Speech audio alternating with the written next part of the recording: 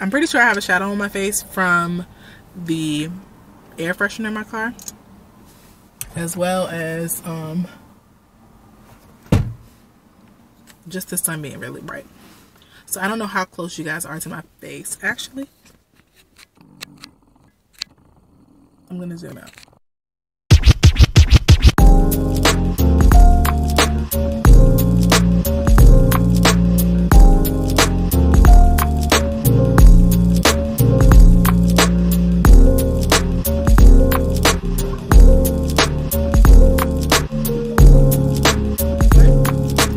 Welcome back to my YouTube channel.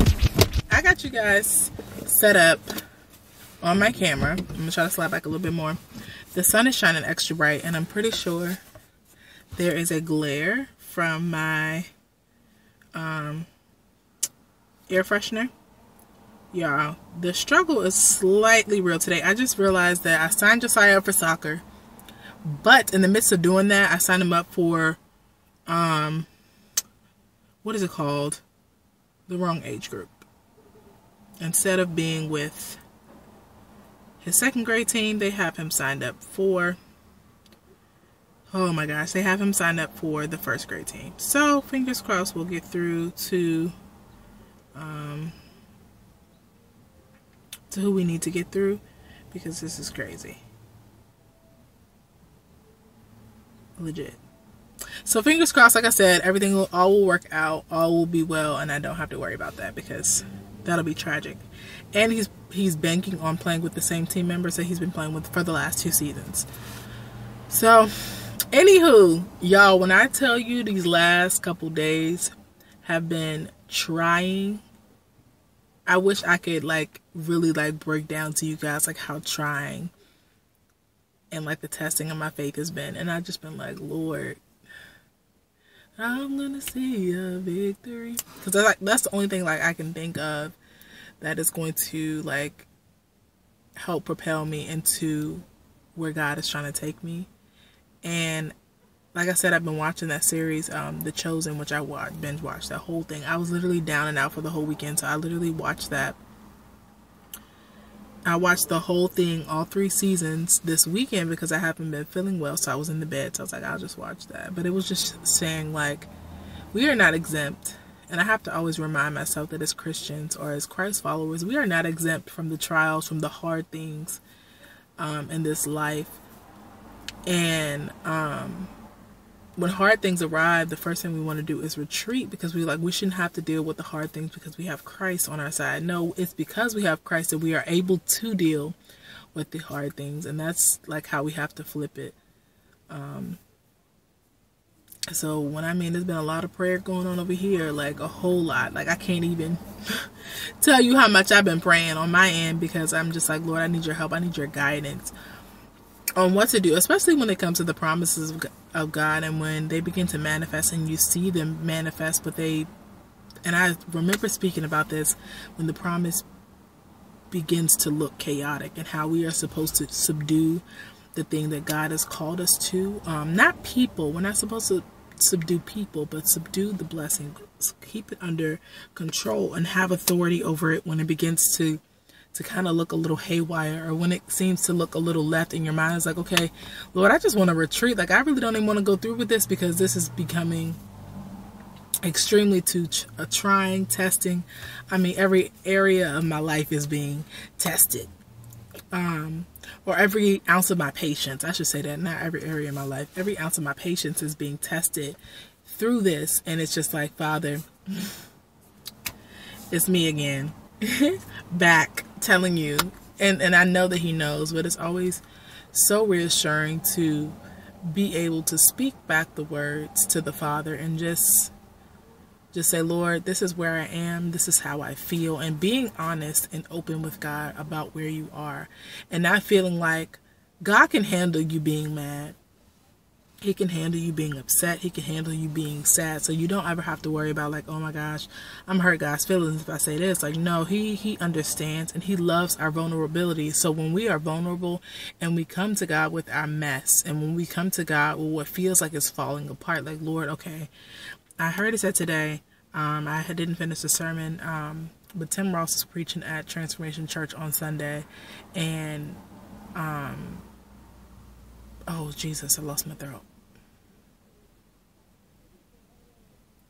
Wow, totally slipped my mind because I was trying to give credit. Holy moly! Wow, Father, help me bring that one back. Like, wow, I rebuke that. Anyhow, but it's just so good to bring all that we have back to Christ and just say, Father, this is where I am. I need you in this area.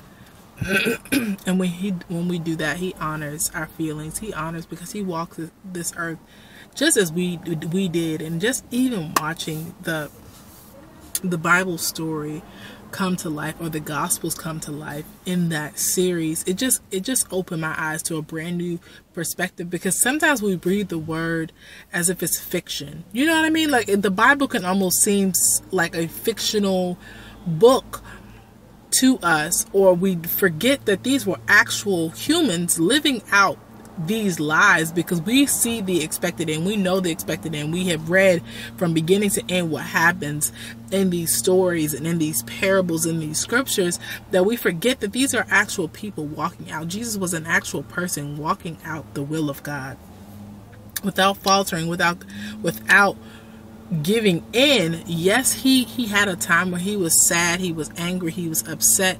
He was upset when his cousin got beheaded. Imagine your family. Like, you have to like put yourself in his shoes. But he said greater works are in us. So when God came, or when Jesus came, he only came to show us what was possible so that we could do beyond what he did, not so that it could end with him. Man, greatness is not supposed to just be in one generation of our families. It should start with one and continue to catapult through the generations, through the ages. Man, it just put a whole new perspective. Anytime I get that type of perspective, or that type of hype behind whatever I'm thinking or doing, that's when the enemy tries to creep in and be like, what you think you're doing? Like, what do you think you're doing? You think you above anybody else? You think you can do this? You think you can do that? You think you can have a successful marriage? You think you can have the house, the car, the things that God had told you? You think you really deserve all of that? Like, the enemy comes in to steal, kill, and destroy. He comes to take your, and sometimes it's not even a literal sense of killing. He can kill your dreams, steal your joy, and try to destroy the future that God has promised, planned, and thought out for you. And he wants to do that by having you to do it yourself. He has no ability himself to stop the plan and the will of God on your life. All he can do is help you to stop it. It calls you to stop it yourself. And I have been having to get out of my head and work and pray. Not necessarily work, but pray against the things that I have been speaking to myself, or allowing myself to hear from my inner thoughts. Because the enemy wants to trip us up, because he knows that greatness is on the other side of this self-doubt, or the greatness is on the other side of feeling as if that what God gave me was too big. Yes, it's too big for me to carry all by myself, but when I give that thing over to God, and when I release that thing back to God and say, God, these were the plans that you had for me, and you said in your word, or you said, like, I had to just yesterday, was that yesterday? Yes, yesterday night, as I was getting ready for bed and just having some alone time with God, I was just going over different scriptures for some encouragement, but also for some reminders, because as this time has shifted, it's been a little hard to get more, not hard, but just making sure I'm intentional about spending time with God. And the reason why I said that is I had to go back into my journal and look at all the things that God has promised me up until this point. There have been some dreams and some words spoken over me. There are some things that God has spoken over me last year that I had to go back and remind myself. There are some things that he spoke over my relationship that I had to go back and remind myself. And that is sometimes what you have to do. You have to go back to the last thing that your father said that has not yet to happen, or that has happened, and bless yourself by, not necessarily bless yourself, but encourage yourself by going back and reviewing the words of the Father and speaking them back to him. Like, God, you said that this was going to be this way. God, you said, even if it doesn't look like that, like, that's when it gets the toughest, is when you're speaking against what you're seeing. That is when your faith truly kicks in, when you're speaking against what you are actually seeing. Okay, as you see, like, the sun is kind of going down and it's off my face. And now you guys can actually see what I'm looking like. Real rough, y'all. Real rough. Like, this is crazy.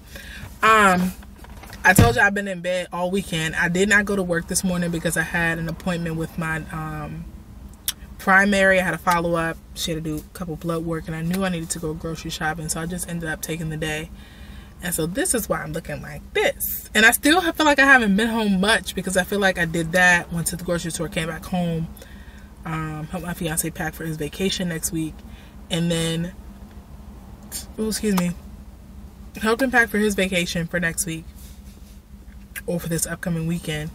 And then it was time to go get Josiah. So, and from there, he was off work today. So of course, when he's off work, we spend time with him outside. And so I haven't been in the house. So I'm looking, y'all, real bare. Eyelashes, no nails, hair jacked up. Like, clearly it's time for a maintenance day.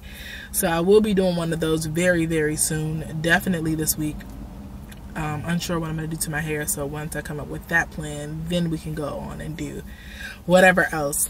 But I just wanted to share, as I always say, I just wanted to share those little tidbits and what I've been, like, pondering on and meditating on just this week. And yesterday, as I was struggling to figure out and really know how to operate in love, God reminded me of weeks before I got engaged. He had me literally studying what it means to love and breaking that thing down. Also, he had me studying in the book of Proverbs what it means to be a virtuous wife. And so I looked back over those scriptures just yesterday as a reminder, when the times kind of get a little tough, or when communication gets rocky, or different things like that, just reminding myself what it means to love, and holding myself accountable in the times where I say, like, when you're upset, you still have to respond in love. When you are tired, you still need to be responding in love. And that is easier said than done. It's easier to just go off how you actually feel, when love is not all about the feelings part, because that stuff fades. Feelings fluctuate. They go up and down so many times during the day, it doesn't make no sense. So we cannot base our love strictly from how we feel, because they fluctuate and they are not reliable. But we have to rely on the action of love, what it truly means to act in love, what it means to treat someone in love. And so I just went over that. Love is patient, love is kind, love holds no record of wrong, love does not envy, does not boast, it's not easily angered. Like, you just have to go over that time and time again to remind yourself, even in moments of death, across any relationship, friendship, parenthood, whatever it is, you have to remember to act in love as God loved us, that agape love, when we're not feeling that phileo love, or anyway, I just wanted to share that too, just to go back and remind yourself of the things that God has already spoken over you, and also go back and remind yourself of what he prepared you for, because he didn't prepare you for nothing. He didn't take you through the seasons of singleness. He didn't take you through the seasons of feeling lonely, the seasons of lack in any area of your life. He didn't take you through those seasons so that you weren't equipped or prepared for where you are now. Everything that you have gone through up until this point has prepared you for your now. Whether we think so or not, the things that seemed unnecessary, the things that seem minute, the things that seem mundane, all of those things have led you up to now. And your now is preparing you for your next. Like, we have to remember that each part of our life has a reason. And some of them are just pages in our story. Some of them are complete chapters. Some of them are just moments. And we just have to take each moment for what it is and not hold on to those moments. And I've been really, really, really stressing, even just for myself, the fact of not holding on to those little things. That life has so much other chaos to worry about, to hold on to the tiny things that agitate us, not to say not to address them, that's not what I'm saying, but to hold on, and holding on to grudges, unforgiveness, or holding someone in your heart that you need to release. Like, I don't know why I'm just on this tangent, but life is too short. I'm not going to say it's too short. Life is life, and you want to live it in abundance. And when we're holding on to people, we can't live an abundant life. When we're holding on to situations that has hurt us in the past, we cannot live the abundant life. I forget the scripture. It says, if you have an ought with your brother, before you come and give your offering or your sacrifice, you need to fix that thing with your brother or your sister before you can come to God. Because we have to forgive. In order to receive forgiveness, we have to give. That's what anything in our lives will. In order to receive, we first have to give. Give, and it shall be given. That's with anything in your life. That scripture, man, that thing has turned my perspective around as far as giving attitude, giving anger, giving love, giving kindness. Give, and it shall be given. Giving judgment. Give, and it shall be given. Good measure, pressed down and shaken together and running over. Well, God calls men to give right back to you what you have dished out into this world. Some people call it karma. Listen, give and it shall be given. Give and it shall be given. That is the principles of this earth. Those are the principles that God has set up, and the laws that he has set up in this earthly realm. That whatever you give, you are going to get it back. So give the best of you. Give the best of yourself. Give the best love that you can give. Give the best kindness that you can give. Give the best version of you. So what you get in return is the best of someone else. And it doesn't always seem that way, or won't always seem that way. It can sometimes seem like you're getting the unfair part of the stick. Because I know for me, when I feel like I'm giving, God, I'm giving my all, I'm giving my best, and I feel like I'm getting the worst back. But we are not responsible for how others respond to us. We are only responsible for our response. As hard as that is. God be with me. But we are responsible for our response solely. So when we understand that we are responsible for us, and God got the rest. Why did he say vengeance is mine? It doesn't mean like I'm gonna go, God about to come behind me and slay these people. No, he will address the heart of the person who has either come at you sideways, or he will do it in another way. I don't know how God avenges all the time, but I know it's a heart thing. When God avenges, it's a heart thing. He wants to address the heart. What's in your heart? What is in your heart? But y'all, thank y'all so much for tuning in. I think that's all I have for today. I just wanted to share that. I don't know how I ended up over there, but I did. But thank you guys so much for tuning in. Thank you for any new subscribers. I have not even checked my subscribers lately. I don't know if I have any, but if I do, welcome. Like I said, coming soon will definitely be a maintenance day. It's time for some nails. It's time for some lashes. Not quite. I don't think it's quite time for brows yet. No, I want my eyebrows to grow. Do y'all see this? I really hope y'all can see this. This is crazy.